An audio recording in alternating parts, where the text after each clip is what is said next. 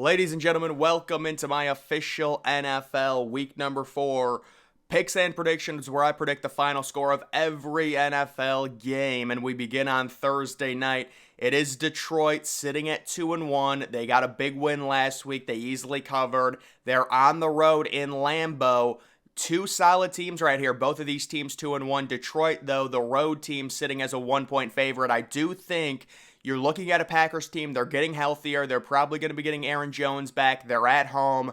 Let me just say, before I even make this prediction, this Packers team is going to be miserable to predict all season. Basically, every one of their games, I feel like, is going to come down to some type of field goal or some type of turnover. But I will take the value in the Packers being underdogs this week. I feel like they win this game. You're in Lambeau. It's a short week. You're getting players back. Jordan Love's been a decent game manager. Maybe you get a turnover. I know the Packers have a good pass rush in terms of pass rush win rate, so we'll go ahead and go with them. We're breaking out some analytical stats. Honestly, I just made that up. I don't know. I know Rashawn Gary has good pass rush win rate. Outside of that, I'm not sure. Either way, we will take the Packers. The value of the +1, but again, the team's impossible to predict. This is probably going to come down to a late field goal, and I'm guessing it's a lower score in that one. Moving on to the Sunday morning game. It is Jacksonville. They need to get back on track, coming off of that brutal loss last week, sitting -8, 8-point favorites at home. They lose easily to Houston and CJ Stroud. They're taking on an Atlanta team. Atlanta never should have been 2-0 in the first place. They end up falling to 2-1. They do have significant questions. Is Desmond Ridder really a future NFL starting quarterback? Let's be honest, there's no chance. This is an early 9:30 a.m. game. We're drinking coffee, we're enjoying ourselves. It's a nice vibe. It's a nice morning vibe. And I will take Trevor Lawrence to get back on track. This is a correction game. The Falcons will fall to 2-2.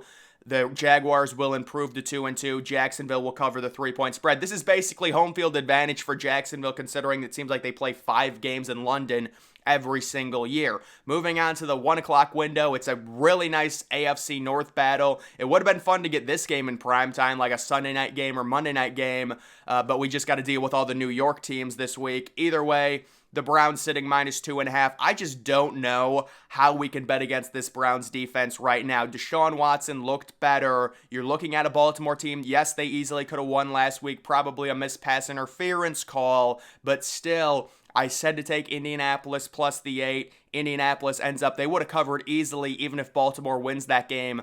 Either way, the Browns at home. It seems like Denzel Ward is going to have a generational defensive cornerback type shutdown year that we see every now and then. It's a rare thing. He is going to shut everyone down. Myles Garrett, he had like 3 sacks last week, and it just seems like the value of the Browns, even -2.5, is too good to pass up against the Baltimore team. They're injured. They've got J.K. Dobbins out for the year. I understand they still have Lamar Jackson. They're going to keep this game close, but I will take the Browns to win it, and the value -2.5. The next game, it is Miami traveling to Buffalo. Miami coming off the offensive explosion. But guys, this Miami team, they still need to prove something to me. They really do. You're 3-0. That's great. Everyone's calling you Super Bowl champs. You're going to win everything. You got to prove something. And you see Buffalo sitting -2.5. And what is all the NPCs, all the general public, they're going to go in on Miami. Miami just scored a ton of points. How can they be underdogs? It's ridiculous. But guys, you got to zig when other people zag. Buffalo will surprisingly cover the spread. I don't think it's great value on Buffalo -2.5, but I trust it because all of the general public is going to be on Miami, and Miami is a team, they still have a ton to prove. I mean, they're 3-0, and it's like they just won the Super Bowl. You got to prove something here. You go on the road, you beat Buffalo, I'll be quiet. They will shut me up. If they go and beat Buffalo on the road, I'll shut up about them. But they need to do that, and it's just not going to happen because all the general public's going to be on Miami +2.5. Give me Buffalo. They had an easy win last week at Washington. They've stabilized themselves after that weird Monday night loss after the Aaron Rodgers injury. I will take them to win that game at home. Next, we've got the battle of the losers. It's Denver traveling to Chicago. The Broncos sitting 0-3. Yes, I will be honest, I did have them beating Miami last week in an upset, and honestly, it looked like it was going to happen. Late in the first quarter, it was 14-7. Denver had just scored. It was a close game. Honestly, Miami was on upset alert, and then Miami did end up having a little bit of an offensive explosion and scoring a few points. But either way, this Denver team, they still have Marvin Mims. Russell Wilson's been better this year. You've got a Chicago team. I don't know what Chicago is. I can't even analyze Chicago at this point. It's so sad. Justin Fields, let's get Justin Fields on the San Francisco 49ers and really see what he can do. But Denver sitting -3.5. It's kind of an annoying line. I would not bet it either way. I do like the over in this game because I just feel like at some point Justin Fields, who's basically battling for his quarterback life in the NFL, he's just going to start running and saying YOLO and stuff. And he'll probably have like 160 rush yards in this game and 2 touchdowns. But I'll take Denver to stabilize and actually get a win because it just feels like in terms of competitiveness, they did have a horrible week last week, but in general, the first 2 weeks, they were up on both of their opponents. They are going on the road, but I'll take them to win 27-24. Another 1 o'clock game, it is Pittsburgh traveling to Houston. And how about the Texans with C.J. Stroud? The great performance the last 2 weeks. He does look like the real deal. It's very rare to see a rookie QB perform this well in terms of just maneuverability in the pocket, arm strength, ball placement, touch. C.J. Stroud is virtually already a franchise quarterback. They're 1-2. C.J. Stroud's got great cohesion with Tank Dell. They've also got Nico Collins. They've got an okay offense. And then the Steelers, they're coming off that win against the Raiders, but I still have a ton of questions about their offense overall. They've had a few explosive plays each week, but other than that, they really can't sustain drives. So Pittsburgh -3, I think they win possibly on a walk-off field goal, but I will find the value in Houston plus the 3. I will say this is basically what everyone is going to bet. So this is one of those games where this is the NFL. It would not be surprising at all if C.J. Stroud started playing like a rookie quarterback again and he threw 2 interceptions and a pick 6 and Pittsburgh won this game, 27-10.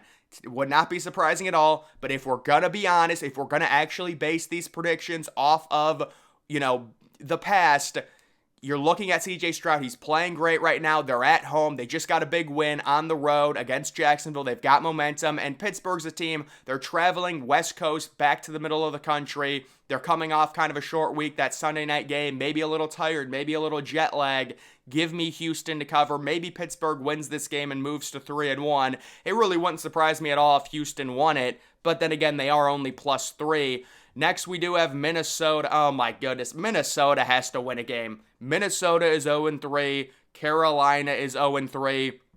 Carolina right now is kind of a floundering franchise. They've got Bryce Young. The whole Bryce Young dialogue is very strange. It's like, yes, you can be that small and win in the NFL, but you have to put on size in terms of, muscle. You need to weigh a little bit more. Bryce Young is just a twig right now. If I was the Panthers, I would just bench Bryce Young for a few weeks. It's not a big deal. He's the number 1 overall pick. He'll be fine, and he'll play later this year. But right now, I think they're kind of, trying to shield him by using that injury. Either way, you do have Minnesota sitting -3.5, and I do think Minnesota, they have to win a game at some point. This was a team, we were thinking maybe playoffs this year. Jordan Addison, Justin Jefferson, TJ Hawkinson, they're going to win one of these games finally, and I think they're going to cover. I was in on them last week to win that pick'em game against the Chargers, and they totally burned me. They had 1st and goal with 7 seconds left to win, and Kirk Cousins ends up throwing the interception. So Minnesota, they always play close games. But Carolina, I know the narrative is like Andy Dalton's decent, and I think Andy Dalton's a good backup, but even as a backup, I don't know. It doesn't really move me much. I think he'll probably come back down to earth if he is playing, and Minnesota will cover in that one. Next, we've got a weird matchup here. It is the Rams traveling to the state of Indiana. Super Bowl preview ? Wow, this could be it. It is the Rams coming off that brutal Monday night loss. You've got the Matt Stafford interceptions. He had a horrible game statistically. And then Indianapolis coming off that great win on the road in Baltimore. the Gardner Minshew situation. Is Anthony Richardson going to be back after the concussion? Guys, this is basically a pick-em, but I do trust Matt Stafford and Sean McVay after their rough performance on Monday night. They will get back on track. How about that? They go from at Cincinnati to at Indianapolis, so back-to-back AFC opponents on the East Coast for the Rams. But I think they win this game 23-20 and get back on track. It'll probably be a walk-off field goal or something like that.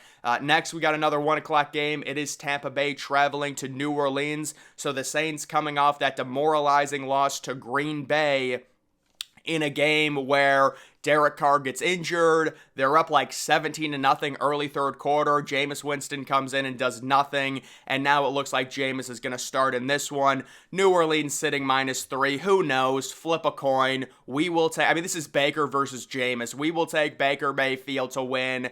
Tampa Bay, the Monday night game last night, it was demoralizing, but I do think they do come back. And they still have a good stable of receivers.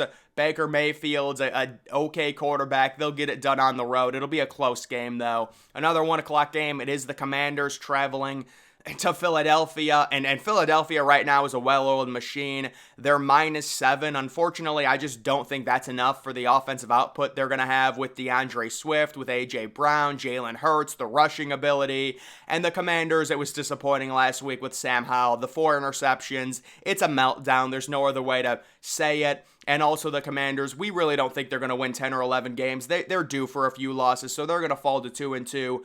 And I do think Philadelphia, just being at home with the momentum they currently have, the -7, maybe it goes to -8 when the line gets updated.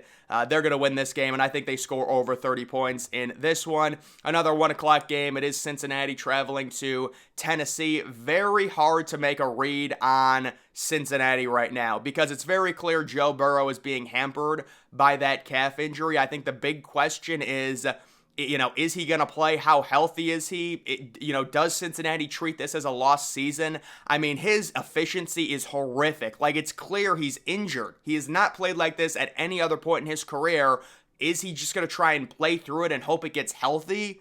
Since he's sitting -3, mainly because Tennessee got just destroyed last week against Cleveland. I said to take the Browns minus the points they easily covered, but it is still important to point out Tennessee normally plays very close games, especially when they're at home.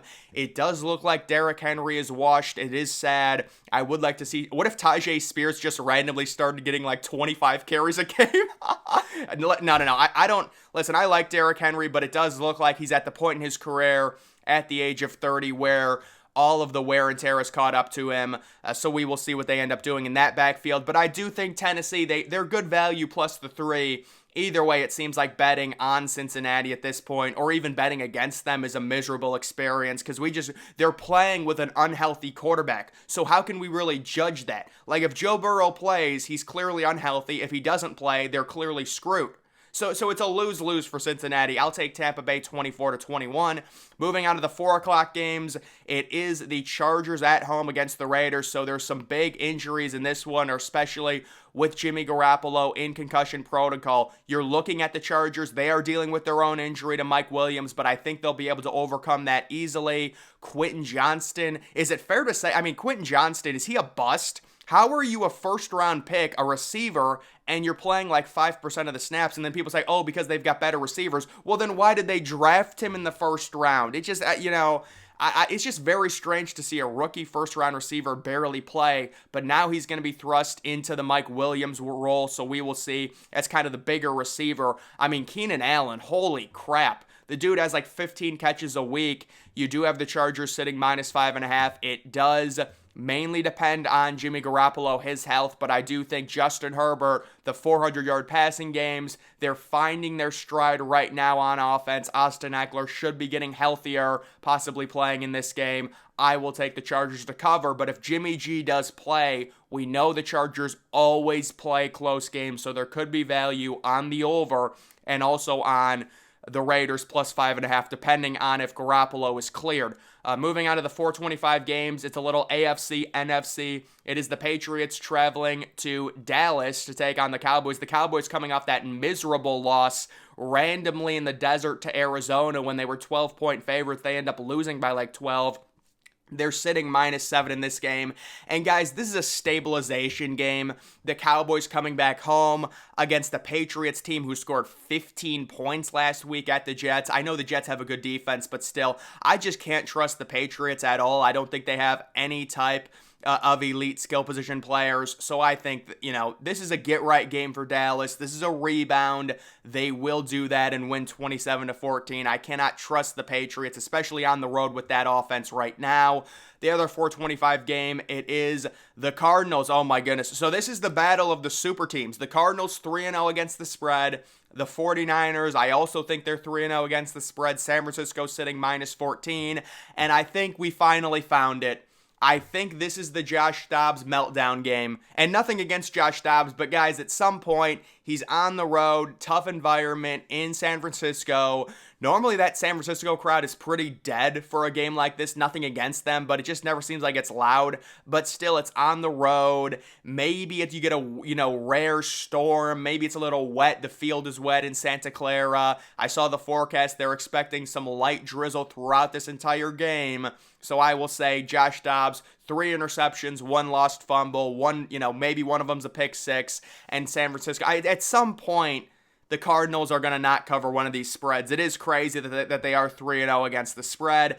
Moving on to the Sunday night game, and it's just what everyone wanted. It's Zach Wilson at home. Oh my goodness, this is so great for the NFL. Obviously, that they thought this was going to be Aaron Rodgers versus Mahomes, but Zach Wilson is just not an NFL quarterback. He's just not.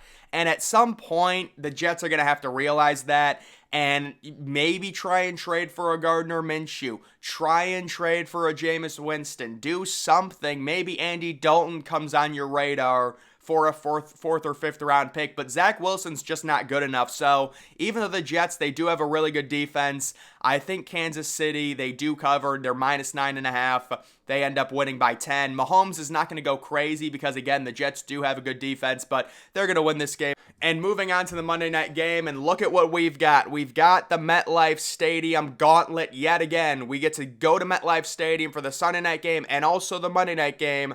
I just don't know what the NFL is thinking giving the Giants all of these primetime games. Like, even if the Giants won 13 games this year, are we really dying to watch Daniel Jones in primetime? He's got a horrible record. It's just not enjoyable football. But this is kind of an interesting matchup because it is Seattle going West Coast to East Coast. It is the Giants with a mini bye week because they played Thursday night. This game hinges on the health of Saquon Barkley. We'll see if he's back. The Giants sitting -1.5. The numbers, the analytics, everything says without Saquon Barkley, based on Daniel Jones' current primetime record, which is like 1-11, Seattle should win this game easily, but it could be a situation. You have the mini bye. Maybe Saquon Barkley rests up and they're 1-2. They don't want to fall to 1-3, especially at home. It is a big game for them. You could see the Giants, if Saquon Barkley comes back, winning this game. If he doesn't, they've got virtually no shot, especially the way their offense played without him last week against San Francisco. They had basically no chance. Either way, guys, that is going to do it for my official NFL Week 4 picks and predictions. Make sure you're following me on X. Link to that's always in the description.